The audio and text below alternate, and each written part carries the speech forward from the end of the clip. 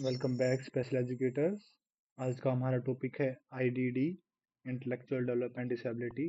हम टारगेट कर रहे हैं केवीएस पीआरटी टायर 2 और टीजीटी टायर 2 को एज ए स्पेशल एजुकेटर। उसमें आज हम सीखेंगे आईडीडी से अगर आपको डिस्क्रिप्टिव राइटिंग लिखनी पड़े तो आप कैसे लिखेंगे। इसमें हम सबसे पहले टर्मिनोलॉजी, डेफिनेशन, कोजेज, फिर लिमिटेशंस और ऐसे ऐसे करके सारी चीज़ों के बारे में पढ़ेंगे। आई होप ये सेशन आपके लिए अच्छा रहेगा क्योंकि मैंने इसमें सारी चीज़ें इंक्लूड की हैं जो भी आपको डिस्क्रिप्टिव में लिखने में बहुत ज़्यादा हेल्पफुल रहेंगी। तो चलिए स्टार्ट करते हैं। सबसे पहले है द इवेल्यूशन ऑफ टर्मिनोलॉजी, क्योंकि पहले से ही आईडीडी को, इंटेलेक्चुअल डेवलपमेंट डिसेबिलिटी को आईडीडी नहीं कहा जाता था। पहले एक टर्म यूज होती थी, वो थी feeble mindedness and mental retardation. Mental retardation became the widely used clinic standard in diagnosis manuals, notably the DSM-4 and various educational classification. इसके बाद यूएसए ने एक टर्म यूज की ID with the help of Rosa's law in 2010। तब mental retardation को IDD के रूप में जाना गया और AAIDD, American association on intellectual and development disability ने सिग्निफिकेंटली डेवलप किया था कॉन्सेप्ट आईडीडी का। इंडिया में कैसे आया आईडीडी का concept? With the help of RPWD act. Intellectual disability is formally recognised and protected under the right of person with disability act. RPWD act कब आया था? 2016 में। ये थे इसकी टर्मिनोलॉजी कि कैसे स्टिग्मेटाइजेशन से लीगल प्रोटेक्शन की तरफ हम गए। पहले मेंटल रिटार्डेशन था, उसके बाद इंटेलेक्चुअल डेवलपमेंट डिसेबिलिटी कैसे बना। American association on intellectual development disability और डायग्नोस्टिक स्टैटिकल मैनुअल 5 अलग अलग डेफिनेशंस देते हैं आईडीडी के बारे में। AAIDD का कहना है कि 18 साल से पहले हो जाती है और इंटेलेक्चुअल फंक्शनिंग में और अडोप्टिव बिहेवियर में लिमिटेशंस हो जाती हैं बच्चे में। DSM-5 का कहना है कि एक न्यूरो डेवलपमेंटल डिसऑर्डर है जो स्पेसिफिकली इंटेलेक्चुअल फंक्शन में कमी करता है। और कोर इम्पैक्ट क्या है, कौन कौन से एरियाज जिन पे इम्पैक्ट कर डालता है? वो है reasoning, abstract thinking, planning, judgement, problem solving and academic learning. दो डेफिनेशन है अलग अलग, एक है इंटरनेशनल और एक है नेशनली। नेक्स्ट की अगर हम बात करें, इटियोलॉजी की बात करें अगर हम, तो कोई भी डिजीज या डिसेबिलिटी होने के तीन कारण होते हैं। पहला प्रीनेटाल, पेरीनेटाल और postnatal. Before birth, during birth and after birth. तो प्रीनेटाल कोजेज में सबसे पहले हम क्रोमोसोमल अबनॉर्मलिटीज को कंसिडर करते हैं, जैसे कि डाउन सिंड्रोम, ट्राइसोमी 21। ये सारे हेरिडिटिक भी हो सकते हैं। या फिर मम्मा को कोई इन्फेक्शन हो, लाइक रुबेला। या फिर मम्मा अल्कोहलिक हो, ड्रग कंज्यूम करती हो, टॉक्सिक मटेरियल कंज्यूम करती हो, क्योंकि जो मम्मा कंज्यूम करेगी वही बेबी भी कंज्यूम करेगा और वो बच्चे पे पॉजिटिव नेगेटिव इम्पैक्ट डालेगा या नहीं, वो इस बात पे डिपेंड करता है कि मम्मा ने क्या कंज्यूम किया है। अगर मम्मा टॉक्सिक मटेरियल्स कंज्यूम करेगी तो बच्चे के लिए बहुत ज़्यादा हार्मफुल है, और अगर फ्रूट्स और हेल्दी हेल्दी रिच डाइट लेगी तो बच्चा उतना ही हेल्दी होगा। आईडीडी के चांस उतने कम हो सकते हैं। या फिर मम्मा खाना ही ना खाए ड्यूरिंग प्रेगनेंसी, माल न्यूट्रिशन हो जाए, तब भी प्रॉब्लम आ सकती है। बच्चे को जब प्रॉपर न्यूट्रिशन नहीं मिलेगा तो उसका प्रॉपर डेवलपमेंट नहीं होगा, जिससे बच्चे में आईडीडी, डेवलपमेंट डिसेबिलिटी किसी भी एक एरिया में, कोग्निटिव, फिजिकल में या फिर सोशल में या फिर इमोशनल में बन सकती है। फिर है पेरीनेटाल causes.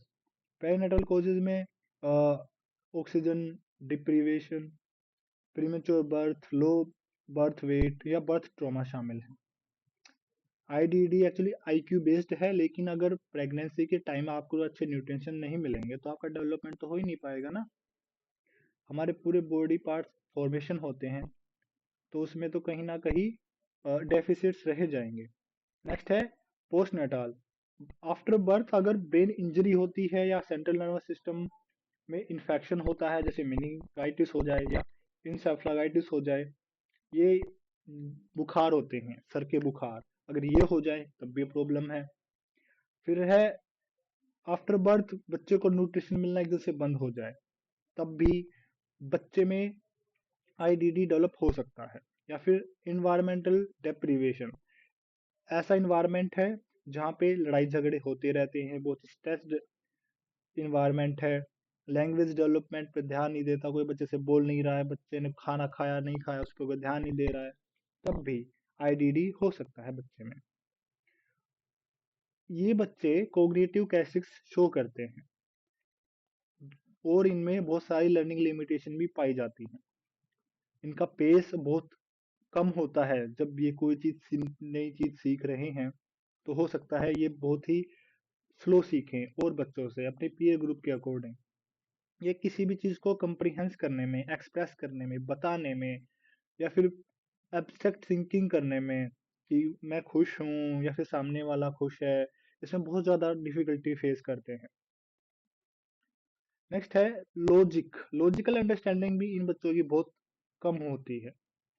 Problem solving, decision making अच्छे से नहीं कर पाते, नहीं सोच पाते कि अब मुझे क्या करना है, पहले मैंने क्या किया था, और इसी वजह से इनकी मेमोरी भी बहुत लिमिटेड होती है।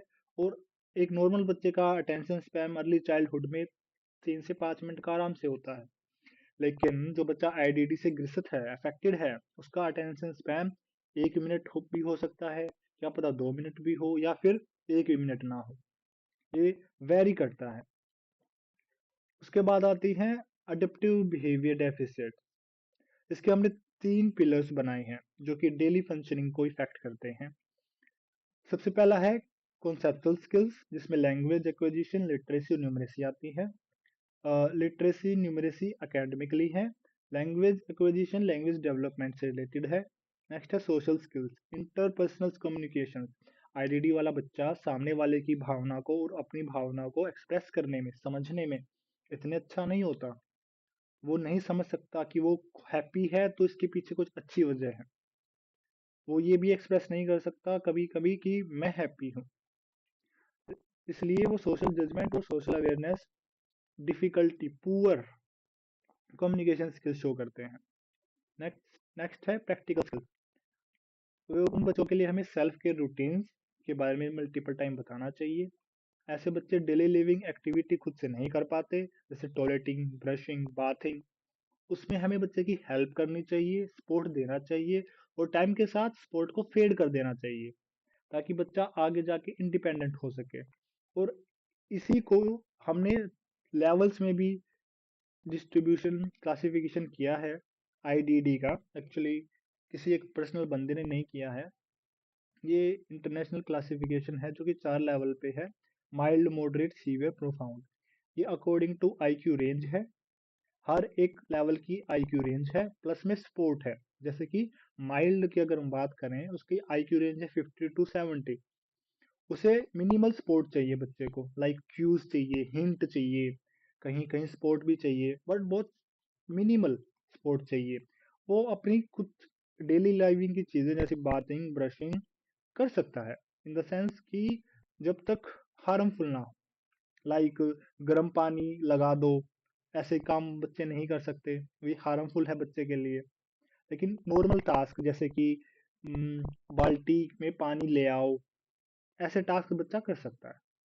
अब अगर हम बात करें मॉडरेट की, तो उसकी आईक्यू रेंज है जो कि इम्पोर्टेंट है एग्जाम लेवल के अकॉर्डिंग, 35 to 49 रहती है। इसमें लिमिटेड एकेडमिक लर्निंग रहती है और इसमें ज़्यादा सपोर्ट की जरूरत होती है।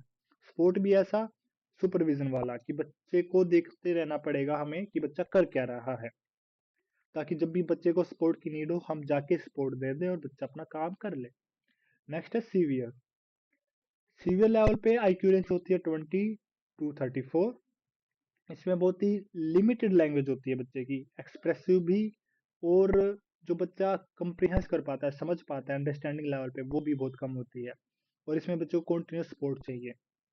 ऐसा नहीं है कि जब बच्चे को सपोर्ट चाहिए होगा तभी आप उसके पास जाओगे, जैसे मॉडरेट में जा रहे थे। यहाँ पे आपको बच्चे के साथ रहना पड़ेगा और बच्चे को कंटिन्यूसली सपोर्ट देना पड़ेगा। नेक्स्ट है प्रोफाउंड। इसकी आईक्यू रेंज होती है बिलो 20, और इसमें आपको full time as a care as a assistance बच्चे के साथ रहना पड़ेगा। इसमें बच्चा ना तो आपको ये बता सकता है कि मैं क्या फील कर रहा हूँ, ना बच्चा एक्सप्रेस कर सकता है कि मुझे टॉयलेट जाना है, बाथरूम टॉयलेट जाना है, नहाना है, ब्रशिंग करनी है, सारी चीजें आपको ही करनी पड़ेंगी।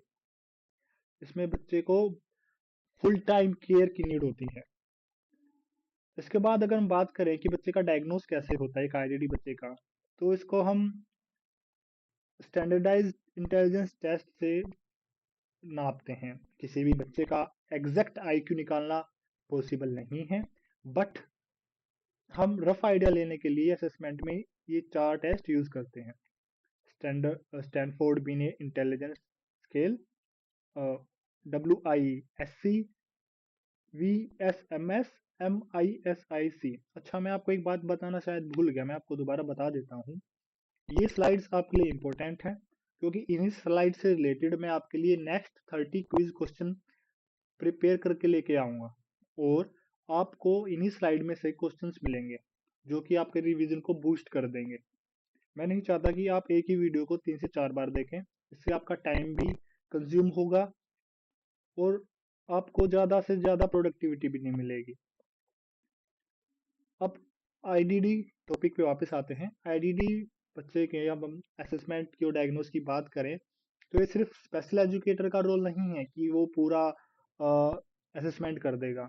एक मल्टी डिसिप्लिनरी टीम की अप्रोच होती है कि special educator, occupation therapist, speech language therapist, SLP जिसे हम बोलते हैं, और बिहेवियर थेरेपिस्ट, साइकोलॉजिस्ट, सारे मिलके एक मल्टी डिसिप्लिनरी इंटरवेंशन बनाएंगे, जो कि एज अ अर्ली इंटरवेंशन और कोलैबोरेटिव लर्निंग के लिए बहुत ज़्यादा बेनिफिशियल रहेगा। आईईपी इसी का एक पार्ट है। आईईपी एक पर्टिकुलर बच्चे के लिए इसलिए बनाई जाती है ताकि सारा डाटा सभी थेरेपिस्ट से कोलैबोरेट करके कि आज बच्चे ने ये सीखा, अभी बच्चे का ये गोल लेना है, डिसाइड किया जा सके और बच्चे की लर्निंग को इन्हेंस किया जा सके, बच्चा इंडिपेंडेंट बने, इस पर ध्यान दिया जा सके। इसलिए इफेक्टिव एजुकेशन स्ट्रेटजीज की डिमांड होती है स्ट्रक्चर्ड इंडिविजुअलाइज्ड क्लासरूम प्रैक्टिसेस में। आईईपी एक बहुत ही क्रूशियल रोल प्ले करता है अपना। आईईपी में हम बच्चे का एक गोल लेते हैं, जैसे कि पेपर कटिंग ले लिया। इसी गोल को हम छोटे छोटे स्टेप्स में बांटते हैं, उसको कहते हैं हम टास्क एनालिसिस। और जब बच्चा कोई अच्छा काम करता है तो हम उसको रेनफोर्स करते हैं कि वेरी गुड, बहुत बढ़िया, ताकि बच्चे को कंसिस्टेंसी प्रैक्टिस भी मिले और पॉजिटिव फीडबैक भी मिले। उसके बाद हम बच्चे का टीएलएम ऐसे डिजाइन करते हैं जो कि विजुअल उसको इंटरेस्टिंग लगे। सेंसरी में अगर उसको इश्यूज है तो उसको टेंजिबल मटेरियल्स प्रोवाइड किए जाएं, ताकि बच्चा जितना इंटरेस्ट लेगा टीएलएम में उतना ही बच्चा सीख पाएगा। उसके बाद है फंक्शनल एकेडमिक्स। हम बच्चे के day to day daily life के स्किल्स को टारगेट करते ही हैं, लेकिन इसके अलावा हम बच्चे को फंक्शनल एकेडमिक के गोल भी बताते हैं, गोल भी लेते हैं, जिससे बच्चा आगे जाके इंडिपेंडेंट बन सके। अब आप बात करोगे ये कैसे पॉसिबल है, तो एक्चुअली हम बच्चे को फंक्शनल एकेडमिक में ही गोल लेते हैं मनी कॉन्सेप्ट का, जिससे बच्चे को पहचान हो जाए कि 2 रुपए का सिक्का ऐसा होता है, 10 रुपए का नोट ऐसा होता है, ताकि आगे जाके कभी ना कभी वो किसी क्लास में जाए, या फिर गांव में गया है अपने किसी दुकान पर जाके कुछ चीजें खरीद रहा है, तो उसे पता हो कि मुझे ये इतना देना है, और वो इंडिपेंडेंसी आ जाए बच्चे में कि मुझे किसी चीज से अगर कोई चीज शॉप से लेनी है तो मुझे किसी की जरूरत नहीं है। मुझे पता है कि 10 रुपए में कुरकुरा भी आता है, मुझे पता है 2 रुपए में टॉफी भी आती है।